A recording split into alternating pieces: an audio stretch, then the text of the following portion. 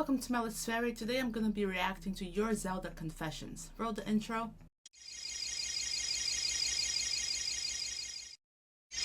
So about a week ago, I made a post on my community tab asking about your Zelda confessions, something that you want to share, basically, that might be a little controversial or not, kind of like a hot take, but something like deeper in your soul, if that makes sense. So I got a few comments, and I also posted my email address in case someone wanted to send something and remain anonymous. So I got a few of those as well. Let's get into it. Okay, so this one, I never noticed how long your username is. I think every time you comment, I just see a little bit of it, and this is the first time I'm actually noticing how big it is. So, mild-mannered tower control legend. I like that. Fi is one of my all-time favorite Zelda characters, as well as Impa. I love Skyward Sword. I also think that people are giving up on the timeline too quickly. I think it all connects. And then a little addendum. Sia is also one of my favorite villains, as well as Volga. So, I love Sia so far. This is the villain from Hyrule Warriors, if you don't know. And yeah, she's great. I'm looking forward to seeing more of her for sure. Volga's cool too. As far as Fi, this is the weirdest thing. I've talked about this a few times on a few different videos. When I played Skyward Sword, when I finished it, I did a review and everything, and I was like, I enjoyed it, but like, I wouldn't replay it. It's very repetitive and stuff. And the more time passes, the more I love Skyward Sword and that experience of playing it. And I think I judged it unfairly. Fi is extremely annoying. Extremely annoying. But I love her too. Like, I was crying by the end of it when she was saying goodbye. And talking about, like, how she finally understands the word happiness. Oh, I can't even talk about it. I lack sufficient data to be sure of my conclusion, but I believe this feeling correlates closest to what your people call happiness. I really wasn't expecting to get emotional over Fi. So yeah, love her, love Skyward Sword so much. At this point, it is one of my favorite Zelda experiences. Like, I still prefer other games to it. Like, I still prefer Breath of the Wild, Tears of the Kingdom, Age of Calamity, Ocarina of Time, Majora's Mask, A Link to the Past. But still, it's so good. It's so good. As far as the timeline thing goes, I don't know. Sometimes I feel like they have a big board full of like connected things. You know, like that meme of that guy. And it's all connected and they know exactly what they're doing. And then sometimes I think that some games, they're just like, let's just do whatever we want. And I'm sure fans will find connections and hope for the best kind of thing. So I don't know. I don't have a decision on that one. Is my camera blurry? I feel like I'm not focused. Maybe I'm just having a blurry day. Okay, the next one is from Rolling Boggle 9496. I think it's weird to ship humans, Hylians, with animal-like characters like Zoras, Ritos, etc. Ooh, that's controversial. I don't know if I agree or not. Like, yes, I do think it's a little weird, but they're not animals per se. There's a word for this. Hold on. Anthropomorphic. I think that's the word I'm trying to think of. English is hard. But yeah, it's not like if you look at, let's say, Mifa. Like, yeah, she's a fish, but she's not like an actual fish, because actual fish exist in the Zelda universe, and I'm pretty sure Mifa eats them. So, whilst I do understand the weirdness around it, I don't necessarily agree. You know, the Zora, the Rito, they think, they talk, they do things like humans, Hylians. They just happen to be of like a different species descent. I don't know if I'm making sense. Like, obviously they wouldn't be able to reproduce, but that's not something that's essential for a relationship to work. Having said that, I don't think I actually really root for any ship that involves a Hylian and a Zora or an animal or anything like that. But that it's not because of that reason. So I don't necessarily agree with that, although I do understand like where you're coming from. Okay, next one is from Zelda Gamer. I find Tears of the Kingdom story to be kind of disappointing. I like Breath of the Wild story better. I also like the story of Breath of the Wild better than the Tears of the Kingdom story. I don't particularly find the Tears of the Kingdom story disappointing though. I cried. That plot twist. That plot twist. Oh, I'm gonna cry. I'm gonna cry. Maybe like the actual progression of the story is a little subpar when you compare it to Breath of the Wild, just in terms of what is actually happening.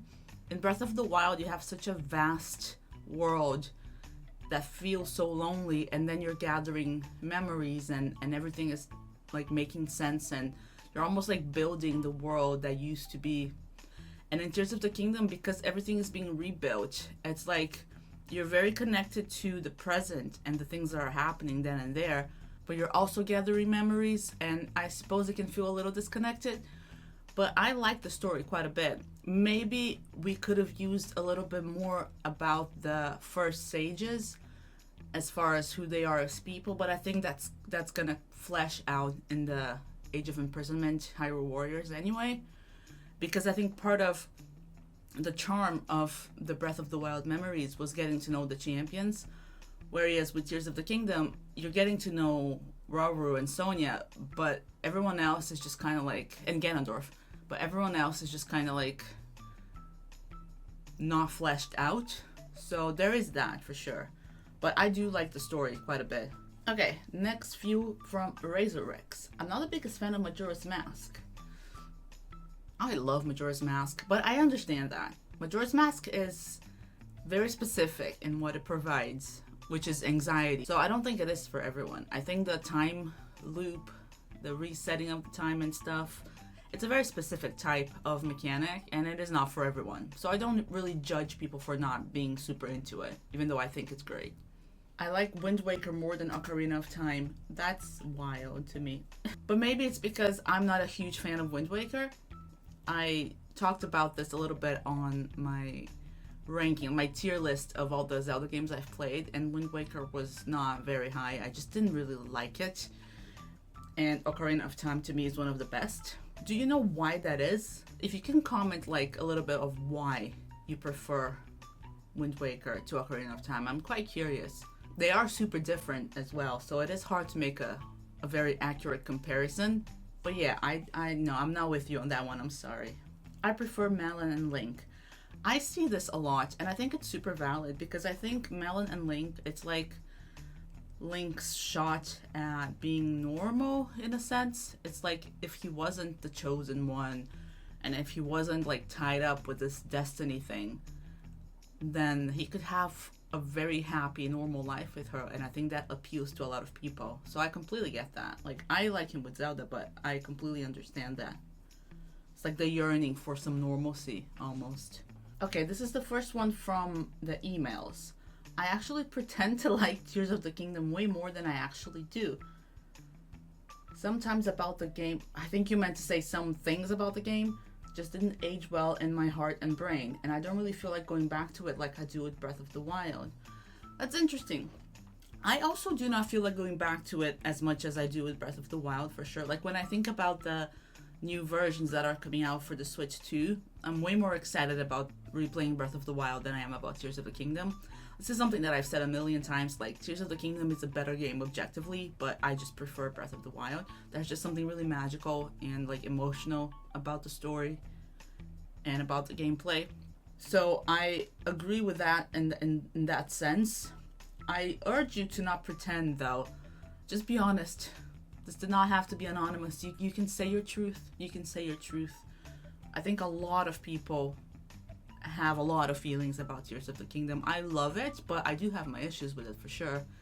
And I think everyone's expectations were so high that it became almost like an impossible go for Nintendo, to be completely honest. But just speak your truth. Just be honest with yourself. It's freeing. It truly is.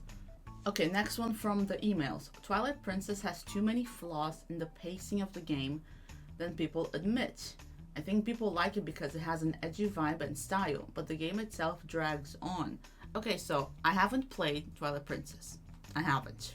I know a lot about it. I've seen people play it. I've seen gameplay videos, not the whole thing, because I do want to play it eventually. And I almost started it because I have the Wii U here that I bought to play Wind Waker, and it's just sitting here. But then I decided to do Hyrule Warriors. Anyway, so I don't have the personal experience of Twilight Princess, but I saw a video that Mr. A Game released a while ago. He did a playthrough on his channel. He was always very vocal about not being a fan of Twilight Princess. And regardless, he did a whole playthrough. I didn't watch it. Like I said, I do want to experience it for myself, but I saw bits of it, and then he did a review video. And the review video I watched. And he feels very much the way you feel. He does feel like that people are very attached to how the game physically looks. And Midna, because Midna's great. But he feels like the pacing is horrible, basically. And that some dungeons are horrible, some dungeons are amazing. But mostly I think his complaint was not dungeons, because every game is going to have good dungeons and bad dungeons. But it's the in-between. Basically the going from point A to point B, he found extremely frustrating. Like I said, I cannot speak from experience. I do fear sharing that feeling when I do play it, because it's a long game. And if the pacing is off, it's going to be hard for me to enjoy. But I don't know. I don't want to make up my mind before I actually do it myself. But yeah, you're not alone. You're not alone. And this is the last one. I'm more excited about Age of Imprisonment than about whatever the next big Zelda title will be. That's hilarious. I wouldn't say I'm more excited about it, because we don't have a Zelda title announced, like the next big one announced for me to compare sensations. But I am so excited about Age of Imprisonment because I'm obsessed with Hyrule Warriors, Age of Calamity, and now Definitive Edition. And I feel like people are not excited enough about it. I feel like a lot of people don't really know these games. And I didn't really know these games until I decided to play Age of Calamity. Like, I knew the cutscenes, but I didn't realize how amazing they are, just gameplay-wise, and just how much fun. So the fact that we're getting not only that style of game, which I love, but also to give some depth to the Tears of the Kingdom characters that we didn't really get to know that much. It's so exciting to me. So yeah, I'm like, I cannot contain myself. I cannot contain myself. Now, if they announce a new Zelda title for like next year, I think I'll be more excited about that, to be honest with you. But we'll never know until it happens, because right now my main excitement in life is Age of Imprisonment, so more than any Switch 2 game that's been announced, quite honestly. Okay, so those were the confessions you guys sent to me. Thank you so much for sharing. I hope my input was valuable or entertaining or something. If I get anything after this video comes out, I'll just do a part 2, because I wasn't originally supposed to release this video today. I was supposed to live stream Hyrule Warriors, and then my internet, I don't want to talk about it. So I'm doing this a little bit earlier than anticipated. So potentially if I get more confessions, then yeah, part 2. Thank you so much for watching, and I'll see you guys next time.